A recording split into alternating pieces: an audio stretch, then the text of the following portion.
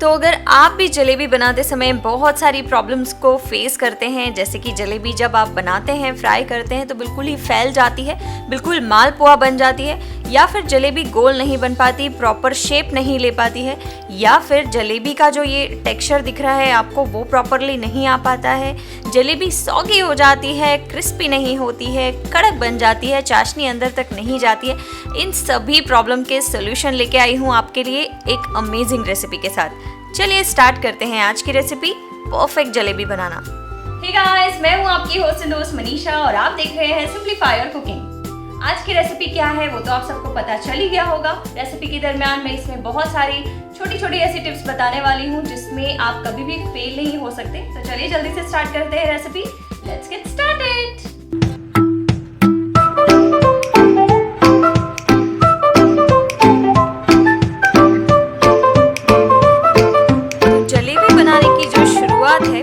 है उसके बैटर बनाने से। तो सबसे पहले हम बैटर बनाएंगे। आज हम बना रहे हैं हलवाई स्टाइल जलेबी, एकदम हलवाई वाली टिप्स और ट्रिक्स के साथ मैं आपको बताने वाली हूँ। यहाँ पर लिया है मैंने 1 कप के करीब मैदा। जी हाँ, मैदा इसका मेन इंग्रेडिएंट होता है। इसके साथ आप ये जो चम्मच देख रहे हैं उसी को यूज करके हम आगे के मेजरमेंट्स करेंगे। यहाँ पर 1 चम्मच पूरा भर के मैंने लिया है चावल का आटा। जी हाँ, ये इसका सीक्रेट है, ये कोई नहीं बताएगा। इसके बाद हम 1 चम्मच भर के इसमें लेंगे बेसन, और चम्मच आप देख सकते हैं मैंने पूरा ऊपर तक भरा हुआ है। चुटकी भर हम लेंगे यहाँ पर इलायची पाउडर। जी हाँ, हम चाशनी में तो इलायची पाउडर डालेंगे ही, लेकिन इसके अंदर भी हम इलायची पाउडर ऐड करेंगे। इन सभी ड्राई इंग्रेडिएंट्स को हम अच्छे से पहले मिक्स कर लेते हैं। इसके बाद हम इसमें ऐड करेंगे गरम किया हुआ घी, जो लगभग 2 टेबलस्पून भर के है। अगर आप ये घी ऐड करेंगे तो इससे आपकी जो जलेबी है वो बहुत ही खस्ता बनेगी। जैसे ही आप मुंह में रखेंगे वैसे ही एकदम मुंह में घुल जाएगी, इतनी परफेक्ट बनेगी। और ये क्रिस्पी तो बनेगी ही क्योंकि हमने इसमें राइस आटा इस्तेमाल किया है। अब हम इसमें आगे का इंग्रेडिएंट ऐड करते हैं जो है दही। यहाँ पर 1/3 कप के करीब मैंने दही लिया है और ये खट्टा दही है थोड़ा सा, तो पॉसिबल हो तो खट्टा दही यूज़ कीजिए आप, क्योंकि हमें इसे फर्मेंट करना है। इस आटे को हमें फर्मेंट करना है, इसीलिए हमें खट्टे दही का इस्तेमाल यहाँ पर करना होगा। अब हम इसमें ज़रूरत के हिसाब से पानी ऐड करेंगे। अगर आप ये रेसिपी को सर्दियों में ट्राई कर रहे हैं तो आप इसमें गर्म पानी का इस्तेमाल कर सकते हैं, यानी कि हल्का सा गर्म। लेकिन अगर आप इसे गर्मियों में ट्राई कर रहे हैं तो आप नॉर्मल पानी यूज़ कर सकते हैं। यहाँ पर आपको इसका बैटर नहीं बनाना है। जी हाँ, इस बात को एकदम परफेक्टली नोट डाउन करके रख लीजिए कि हमें इसका बैटर नहीं बनाना है। हमें इसकी कंसिस्टेंसी इस स्टेज पे डो के जैसे रखनी है। जैसे हम डो बनाते हैं ना, तो डो बिल्कुल वैसा होना चाहिए जैसा हम पिज़्ज़ा के लिए डो बनाते हैं, हल्का सा गीला डो। ठीक है, तो हमें इसकी जो कंसिस्टेंसी है गीले डो जैसी रखनी है। तो आप यहाँ पर देख सकते हैं, यहाँ पर डो जैसी कंसिस्टेंसी इसकी आ गई है। अगर हम इसे अभी ही बैटर की कंसिस्टेंसी में कन्वर्ट कर देंगे, यानी कि अगर हम पानी इसमें ज़्यादा मिक्स कर देंगे तो फर्मेंट होने के बाद ये बहुत ज़्यादा पतला हो जाएगा। तो इसी रीज़न से हम यहाँ पर इसे अभी पतला नहीं कर रहे हैं। तो आप यहाँ पर देख सकते हैं कि इसकी जो कंसिस्टेंसी है बिल्कुल डो जैसी है। अब हमें इसे ढक के रखना है फर्मेंटेशन के लिए। अगर आप गर्मियों में इसे फर्मेंट करने के लिए रख रहे हैं तो 5 से 6 घंटे, अगर आप बारिश के सीज़न में रख रहे हैं तो 7 से 8 घंटे, और अगर आप सर्दियों में रख रहे हैं तो 10 से 12 घंटे इसे आपको फर्मेंट करने के लिए रखना होगा। तो आप किसी भी गर्म जगह पे इसे छोड़ दीजिए ताकि इसमें जो दही है इससे इसका फर्मेंटेशन बहुत ही अच्छे से हो जाएगा।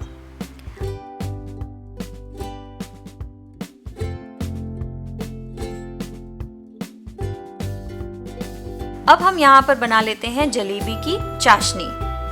तो चाशनी जो है ये बहुत ही ज़्यादा इम्पॉर्टेंट रोल प्ले करती है जलेबी की रेसिपी में। चाशनी अगर बहुत ज़्यादा गाढ़ी हो गई तो जलेबी के अंदर तक नहीं जा पाएगी और इसका जो अंदर का टेक्सचर होगा बिल्कुल ड्राई और बिल्कुल भी फीका लगेगा आपको टेस्ट में। तो इसीलिए इसकी जो चाशनी है ये बहुत ही ज़्यादा इम्पॉर्टेंट है।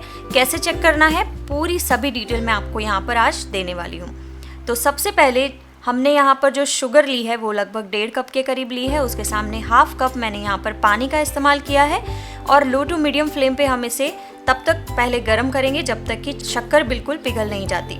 उसके बाद यहाँ पर मैंने केसर के धागे ले लिए हैं 5 से 6 और वो मैंने यहाँ पर ऐड कर दिए हैं। अब इसके अंदर हम थोड़ा सा फूड कलर ऐड करेंगे क्योंकि जलेबी है तो जलेबी जैसी दिखनी चाहिए और ख़ास करके ये हलवाई स्टाइल है तो बिल्कुल कलर परफेक्ट आना चाहिए। तो यहाँ पर मैंने लगभग 5 से 6 ड्रॉप्स इसमें फूड कलर के ऐड कर दिए हैं और इसे हम अच्छे से इसमें मिक्स कर लेंगे। तो अब आपको जलेबी की जो चाशनी है वो कैसी बनानी है, उसकी कंसिस्टेंसी कैसी रखनी है, वो चेक करने के लिए आपको इस तरीके से जो चम्मच है उसके पीछे के हिस्से पे चेक करना होगा।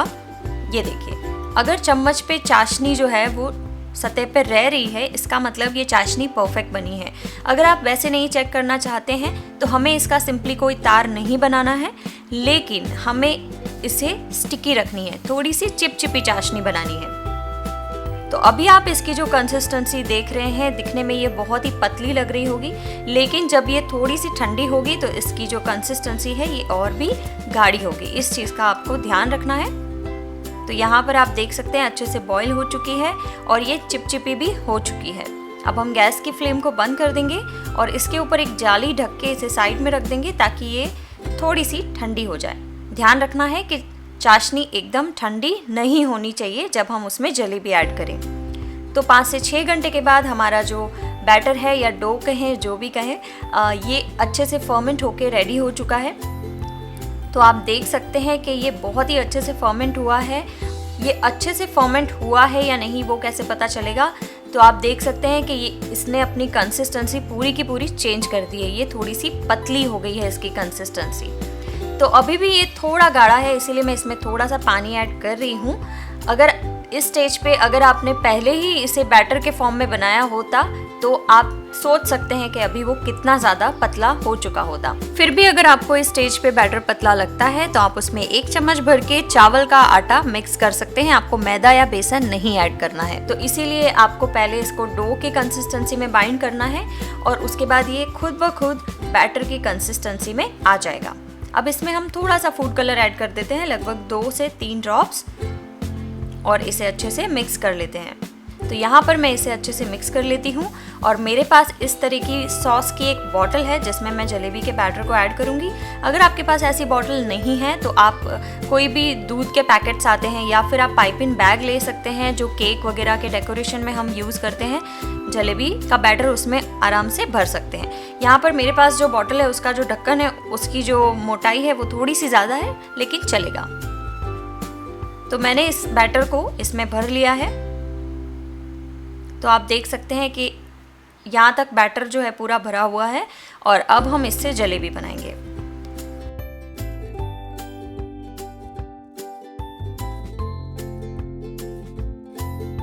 तो जलेबी बनाने के लिए यानी कि फ्राई करना बहुत ही ज़्यादा इम्पॉर्टेंट है। इसमें सबसे पहले जो हम कढ़ाई लेंगे या पैन लेंगे वो नीचे से फ्लैट होना चाहिए, इस चीज़ का आपको ध्यान रखना है।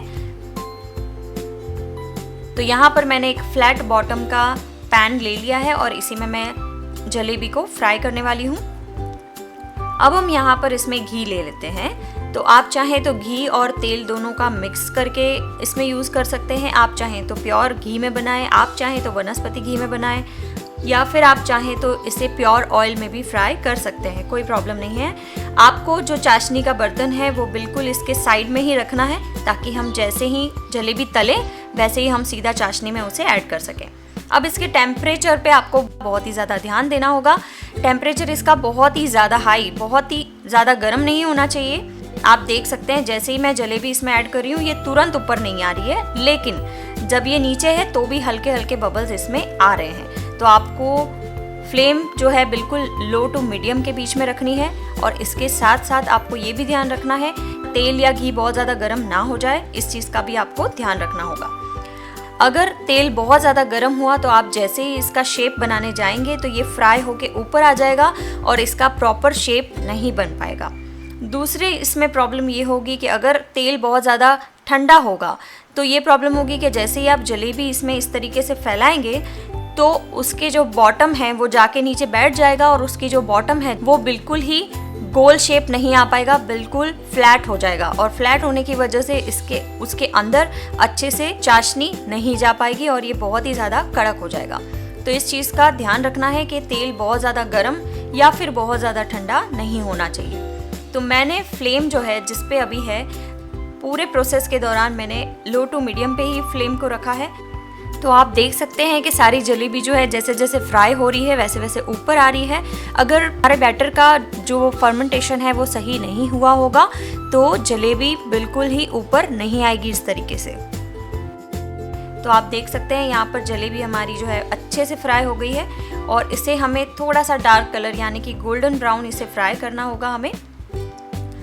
दूसरा इसका इम्पॉर्टेंट पॉइंट ये है कि जैसे ही आप जलेबी फैला लेते हैं घी में तो तुरंत आपको उसे कलछी को बिल्कुल भी नहीं टच करना है। आप उसे एटलीस्ट एक तरफ से अच्छे से सिक जाने दीजिए, उसके बाद ही उसे टर्न कीजिए ताकि वो बिल्कुल भी टूटे नहीं। तो अब आप यहाँ पर देख सकते हैं हमारी जलेबी का जो कलर है एकदम परफेक्ट आ चुका है।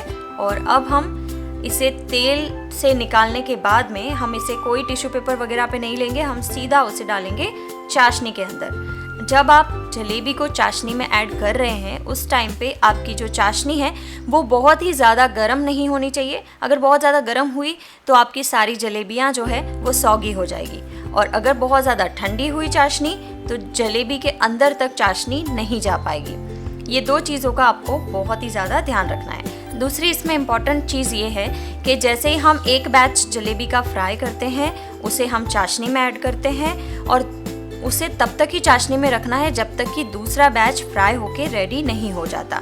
तो ये साइकिल चलती रहती है और चाशनी एकदम परफेक्ट अंदर तक चली जाती है। तो इतनी ही कोई इम्पॉर्टेंट चीज़ें जलेबी बनाते समय ध्यान रखना है। तो मुझसे कोई भी पॉइंट मिस हुआ हो तो मुझे ज़रूर बताइएगा कमेंट करके कि ये पॉइंट मुझसे मिस हो गया है। मैंने इसमें बेकिंग पाउडर, सोडा वगैरह कुछ भी इस्तेमाल नहीं किया है क्योंकि हमने नेचुरल तरीके से इसे फर्मेंट करके बनाया हुआ है और ये बिल्कुल वैसा ही टेस्ट देगी आपको जैसा हलवाई स्टाइल आप खाते हैं। तो अमेजिंग जलेबी हमारी बनके रेडी हो चुकी है। इसे आप गर्मा गर्म रबड़ी के साथ सर्व कर सकते हैं, दूध के साथ सर्व कर सकते हैं या फिर ऐसे ही खाइए। अमेजिंग है। ज़रूर से एक बार बनाइएगा, ट्राई कीजिएगा और मुझे अपने कमेंट्स के थ्रू बताइएगा कि ये रेसिपी आपको कैसी लगी है। तो इसे मैंने गार्निश किया है पिस्ता की कतरन से और हमारी अमेजिंग सी जलेबी बनके रेडी हो चुकी है। तो आई होप जलेबी से रिलेटेड सारे कंफ्यूजन आपके क्लियर हो चुके होंगे अभी तक। मैं आपसे मिलती हूँ नेक्स्ट सैटरडे को एक अमेजिंग हलवाई स्टाइल रेसिपी के साथ। तब तक के लिए अपना बहुत ख्याल रखिए, मास्क जरूर से पहनिए। तब तक के लिए बाय बाय।